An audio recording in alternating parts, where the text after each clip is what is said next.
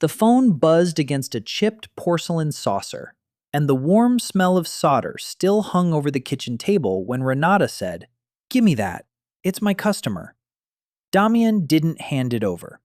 "No," he said, already looking at the screen. "If they're serious, they talk to me first." Renata wiped her fingertips on a rag, stared at him, and tried again. "They asked for me." He declined the call without blinking. "That's exactly why I answered."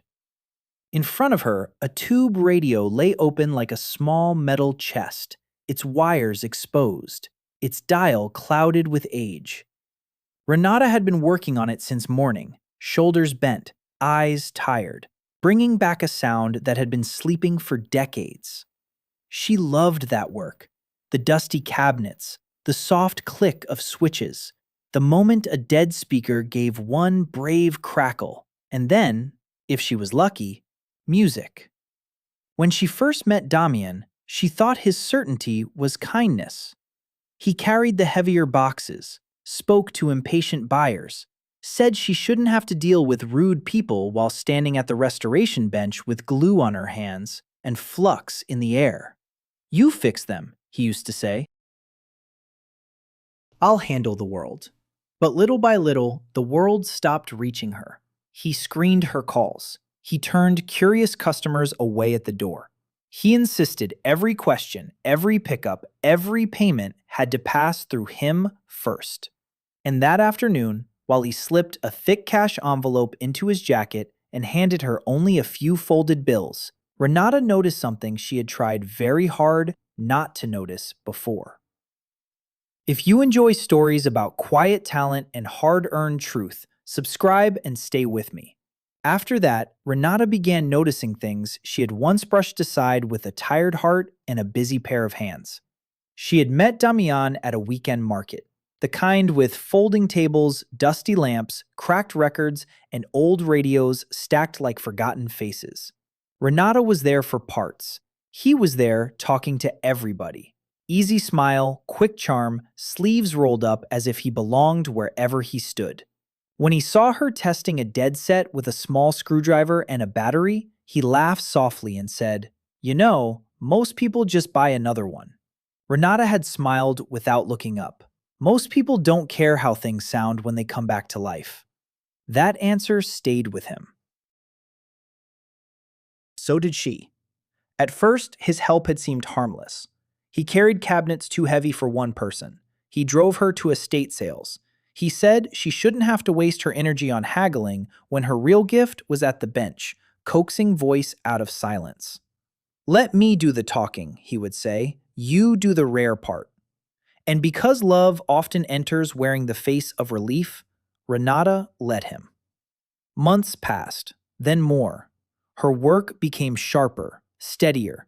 She could clean corroded contacts by touch, match old wood tones by eye, and wake a tired speaker with patience most people didn't have. But little by little, every business matter bent toward him. The notebook with customer names stayed in his drawer. Payments landed in his hands first. Even praise reached her already translated. Then, one afternoon, while dust floated gold in the kitchen light, Renata found a printed invoice under a stack of mail, and at the bottom, where her name should have been, she saw his. She did not confront him that night. Renata slid the invoice back under the mail, washed her hands, and returned to the kitchen table where the open chassis was waiting for her. The room smelled of hot dust and varnish. A weak station hissed through the speaker, then cleared for a second, just long enough to let a trumpet line slip through. She adjusted the dial with careful fingers while Damián talked in the next room, low and smooth, the way he always did when money was involved. After that, the small things began lining up in her mind. A man came by one morning carrying a collector's set wrapped in an old towel. Renata heard the knock, heard Damián open the door, heard the short conversation. "She's too busy for walk-ins," he said. "Leave your number." By the time she stepped into the hallway, the porch was empty.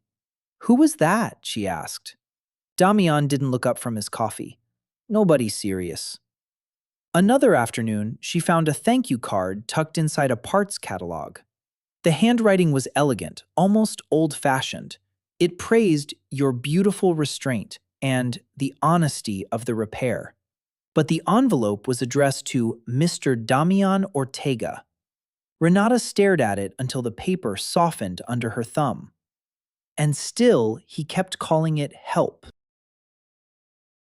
If you have ever had someone stand between you and your own work, then you know this kind of theft begins quietly, with a voice saying, "Don't worry, I already handled it," not with a slammed door. Then, a little later, while sorting old knobs and valves from a box of salvage electronics, Renata found something that made her go cold. A photo receipt, folded in half, with a price written on it that was 3 times what he had told her. That scrap of paper stayed in Renata's apron pocket the rest of the day, folded so tightly it left a hard edge against her palm. She waited until evening to test him with something smaller. "How much did the Adler job bring in?" she asked while wiping old polish from a cabinet door. Damian was at the sink, rinsing 2 coffee cups, his back to her. "Same as I told you." Renata took out the receipt and laid it beside the sugar jar. For 1 second, only one, he froze. Then he laughed. That? That includes parts, pickup, delivery, time on the road? You think money just appears because you clean a few contacts?" It was the first time he spoke about her work that way. A week later, she finished a hard repair on a large floor model with warped veneer, a split speaker cone, and a dial glass so fragile she handled it like breath. Her neck ached, her fingers smelled of glue and warm metal. When the set finally came alive, the room filled with a low, honey-colored sound that made Renata close her eyes for a moment. Damian stood in the doorway listening. "Good," he said. "Don't scratch it. The buyer is serious." He took it himself. When he came back, he brought groceries she had not asked for, paid the light bill before she could, and dropped a few bills on the table like a man feeding birds from his own hand. "See?" he said softly. "This is why I handle people." Renata looked at the money, then at him, and on his sleeve, caught near the cuff, was a tiny gold paper tag from a showroom she had never been inside. That little gold tag bothered Renata more than the missing money had. Money could be explained away by a clever mouth. Fees, fuel, parts, favors. Damian always had an answer ready. But that tag came from a place he had never mentioned. The kind of polished showroom where old sets were displayed under warm lights and sold like art. Renata knew because she had once seen the name in a magazine clipping folded inside a parts box. Serious collectors bought there. Serious collectors paid for names. The next few days, she said very little and watched everything. She noticed how he answered the phone differently when certain calls came in. With some people, he was brisk, almost rude. "She's backed up for weeks." With others, his voice turned smooth as satin. "Yes, of course. The cabinet work is all done by hand." One afternoon, she stepped quietly into the hall and heard him say, "I don't put my name on anything unless it's worthy." Renata stopped where she was, one hand still holding a dusty dial face. "My name," he had said. His, not ours or hers. That evening, while she worked at the restoration bench under the yellow pool of a small lamp, she made her own test. A neighbor, Mr. Pike, had an old kitchen radio that needed simple work. Renata told him softly, "Call me tomorrow at noon, on my cell, not the house line." He nodded. At noon the next day, her phone stayed silent. Half an hour later, Damian came in from outside, wiping his shoes on the mat. "Pike stopped by," he said casually. "Cheap job, not worth your time." And then he tossed a business card onto the table by mistake. And on the card, in dark, raised letters, was the name of that showroom. Renata turned the card over once, then again, as if the thick paper might explain itself if she touched it long enough. The showroom's name sat there in clean, raised letters. along with a private appointment number. Damián snatched it back too quickly. "It's nothing," he said. "A place that asked about resale." Renata kept her eyes on him. "Resale of what?" He gave a short shrug. "Of work. That's how this world moves." Then he kissed the top of her head, like the question itself had been childish, and that small gesture hurt her more than the lie. A few days later, a woman brought in a family radio with a cracked grill and a handwritten note tucked under the handle. Her father had listened to ball games on it every Sunday. Renata promised she would be careful. She cleaned each knob with cotton swabs, rewired the brittle cord, and spent half a night matching the wood stains so the repair wouldn't shine brighter than the memory. When it was done, the set gave off that soft, steady hum that told her she'd gotten it right. Damián took that one too.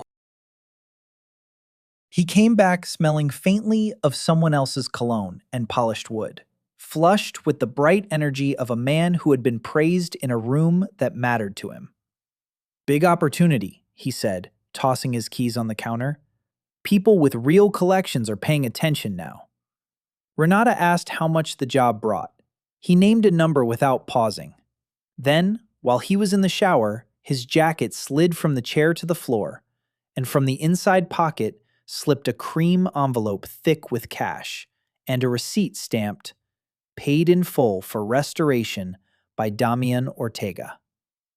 Renata stood there with the envelope in one hand and the stamped receipt in the other, listening to the shower run behind the bathroom door. The paper smelled faintly of cedar and somebody else's office, clean and expensive. Inside was far more than Damián had ever admitted from a single job, the kind of payment people make when they believe they are buying rare skill from a trusted name. She put everything back exactly as she found it, but something in her did not go back. That is the cruel thing about deceit inside a home. Once you see the shape of it, every room changes.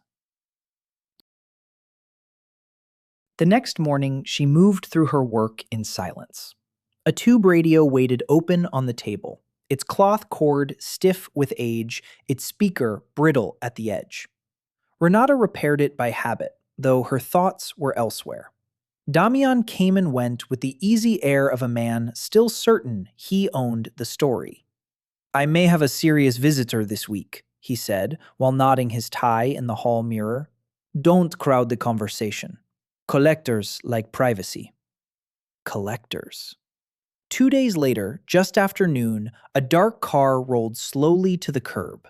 A silver-haired man stepped out carrying a leather case and the careful posture of someone used to handling precious things. Damián wasn't home. Renata opened the door before the man could knock twice. He smiled warmly at her and said, "Good afternoon. I'm here to meet the restorer. Mr. Ortega is expecting me." Then his eyes drifted past her shoulder, to the bench, to her stained fingertips, to the cabinet she had been finishing, and his expression changed. For a moment, neither of them spoke. The man's gaze rested on the open cabinet, the cleaned dial glass, the tiny jars of screws arranged by size, the burn marks on Renata's fingertips. He was not a fool. "I'm Arthur Vale," he said at last, more softly now. "I've bought several restored pieces from Mr. Ortega." Renata stepped aside and let him in. The room smelled of shellac, warm wire, and old wood. Arthur removed his gloves finger by finger, still looking around with the careful attention of someone who truly knew the work. "I was told," he said, "that the restorer preferred privacy." Renata gave a small, tired smile. "That depends on who is doing the telling." Arthur's eyes dropped to the set before her. He named 3 details no casual buyer would notice: the original finish preserved under the new polish, the repaired grill cloth, the kind of solder joint that took patience instead of speed. Then he looked at her and asked, very plainly, "Did you do these?" Renata could have lied. She could have protected the peace of the house for 1 more hour. But some truths get heavy enough that silence starts to feel like sin. "Yes," she said. Arthur sat down slowly, as if his knees had gone weak. From his leather case, he pulled a folder thick with receipts, photos, and handwritten notes. "Then I need to understand something," he said. "Because for years, I have paid premium prices believing Damián Ortega was the man behind every collector set I brought him." He opened the folder on the table, and on top was a photograph of one of Renata's earliest restorations, signed in black ink with Damián's name. Renata did not touch the photograph at first. She only looked at it, and in that single image, she recognized the cabinet line, the dial she had polished with her own sleeve, the tiny mark near the back edge where her thumbnail had slipped while fitting the panel. Her work, her hands, his signature. Arthur turned more pages, slowly now, as if he understood that each sheet was cutting somewhere deep. There were invoices, thank you letters, and notes about his methods that sounded so much like Renata's own habits, it made her stomach tighten. "How long?" she asked. Arthur hesitated. "Several years." His voice had lost all its polished confidence. "I thought the high prices were fair because true restoration this careful is rare. I believed I was paying the craftsman." He stopped, looked around the room again, and then said quietly, "I see now I was paying the wrong person." That was the moment the house changed for Renata. Not when she found the extra money, not even when she saw his name signed across her labor. It was this: hearing a stranger describe her gift with reverence while attaching it to someone else. That kind of theft is colder than stealing cash. Money leaves your hand. Credit leaves your very name. Arthur asked, "What do you want me to do?" Renata answered without thinking, because truth had already risen higher than fear. "Leave those with me." He nodded and placed the folder on the table. Then the front door lock turned. Damián's keys scraped, the door opened, and his cheerful voice entered first. "Renata, you won't believe the call I just got." Then he saw Arthur. Then he saw the folder open between them, and the color drained from his face. For a few long seconds, Damián stood in the doorway with his hands still on the knob, as if he might undo the moment by walking back out. Arthur rose first, just enough to make the room feel smaller. "I believe," he said, "that I have been misled." Damián's eyes flicked to Renata, then to the folder, then back again. "This isn't what it looks like," he said. Renata had heard that kind of sentence before, the kind that arrives when truth has already taken a seat and doesn't plan to leave. She did not raise her voice. "Then tell it plainly." He tried. He spoke of clients, negotiations, transport, reputation, presentation. He said he had built connections she never could have reached alone. He said he had protected her from rude people, from underpricing, from being overlooked. Then, with the same smoothness that had fooled so many others, he said the ugliest thing of all. "Without me, your work would still be sitting on this kitchen table for scraps." Arthur looked at him with open disgust. Renata felt something inside her settle, like a dial finally clicking into the right place after years of static.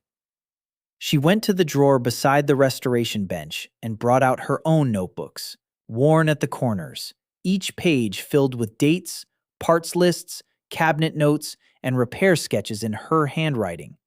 She laid them next to his invoices. "These are mine," she said. "So is the work, and tonight you leave." Damián laughed once, thin and disbelieving. "You're throwing away everything I built." Renata looked at him, then at the open folder, and only then noticed one empty space in the shelf behind him. The place where her grandfather's old radio should have been. After that, the night did not end with drama so much as with inventory. Arthur left the folder with her, and before stepping out said only, "If you decide to put your name back on your work, call me." Damián tried one last time after the door shut. He followed Renata into the kitchen, voice lowered, almost offended. "You're making this ugly." She kept opening drawers, taking out her tools, her notebooks, her small boxes of labeled valves and screws. "No," she said. "You did that. I'm just finally looking at it." He moved from excuse to insult, the way weak men often do when charm stops working. He said clients came because of him. He said her talent wasn't enough without a salesman in front of it. He said the world respected confidence, not careful hands. Renata did not argue each point. Truth did not need defending anymore. She only told him to leave the keys, the account passwords, and every customer record before morning. By dawn, he was gone. But he had not left cleanly. The shelf where her grandfather's old set had once sat was still empty. It was a small wooden radio with a hairline crack across the side and a soft amber dial, the first one she had ever helped restore as a girl. She searched the closet, the hall cabinet, the storage bins, even behind stacked chassis and packing paper. Nothing. That morning, with her eyes burning from no sleep, Renata carried her crates to a narrow rental space behind a row of plain shops. Dust hung in the cold light. One work table, one window, one chance. Then her phone rang, and for the first time in years, the caller asked for her by name. That first call in the new shop came from Arthur. His voice sounded different without Damián standing between them. Clear, respectful, almost careful. "I'd like to bring you 3 pieces," he said, "and this time I want the right name on the receipt." Renata looked around the narrow room with its bare walls, one scarred table, and a single lamp hanging too low. Dust drifted in the window light. It was not much, but it was hers. "Bring them," she answered. From there, the work began to gather around her the way birds gather where seed is honest. One old kitchen set led to a console from a music teacher. A weather-beaten portable led to boxes of parts, coils, knobs, dial glass, and cracked cabinets that other people had given up on. Renata did more than repair. She rescued. She sorted salvage electronics into labeled drawers, answered every call herself, and wrote each estimate in her own hand. Soon, people began saying, if she can't save it, nobody can. Months turned into years. The little room became a proper workshop, then a larger one. A second table appeared, then a young apprentice named Mara, eager and bright-eyed, learning how to test circuits and clean without erasing history. Renata's name traveled further than she ever had. Collectors came, families came. People brought memories in boxes and left with sound. And one rainy afternoon, while Arthur flipped through an auction circular at her counter, he grew still. He turned the page toward her without speaking. There, under a grainy photograph, was her grandfather's radio, listed for private sale, with a note beneath it, from the reserve collection of Damián Ortega. Renata bought the radio back herself. She did not ask for a favor, and she did not ask for mercy. Arthur helped her reach the seller, an older hobbyist who had purchased it years before without knowing where it came from. When the set was placed on her counter at last, wrapped in a faded blanket, Renata stood very still. The wood still had that fine crack along the side. The amber dial was dull with age. Beneath the base, hidden where only careful hands would look, was the tiny pencil mark her grandfather had made.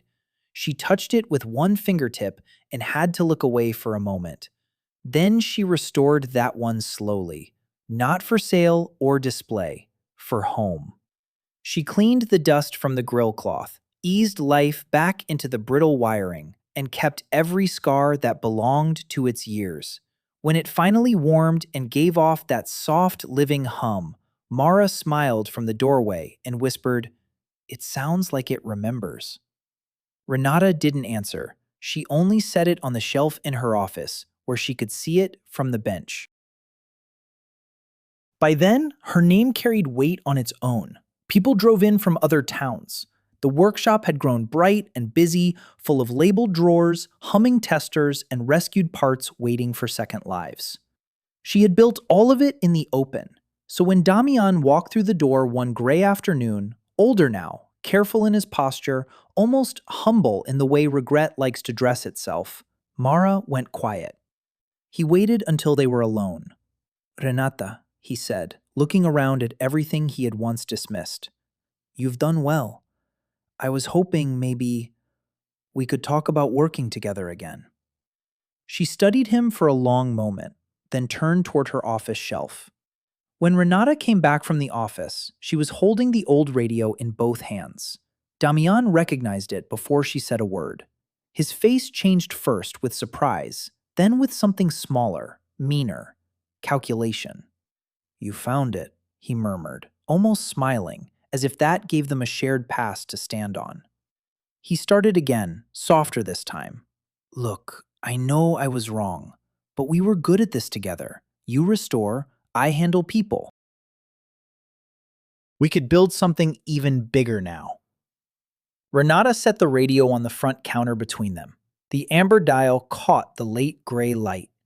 The fine crack in the wood was still there. So was the tiny pencil mark hidden under the base, the one her grandfather had made years before. Damián reached toward it, but she rested her hand on top first. "You already handled it once," she said. "That was enough." Then she lifted the set and placed it in his arms for just a second. He held it awkwardly, like a man holding a thing he had priced but never understood. Renata took it back before he could speak. Some losses make noise on the way out. Others leave behind a room so quiet you can finally hear what was yours all along. She carried the radio back to its shelf, opened the front door, and waited. Damián looked at her, at the workshop, at the rows of labeled drawers and the clean receipts with her name on them. Then he stepped outside. Renata closed the door, turned the latch, and somewhere behind her, a restored set warmed up with a low, steady hum. If this story stayed with you, leave a small signal in the comments. And if you believe good work should carry the right name, stay close for the next one.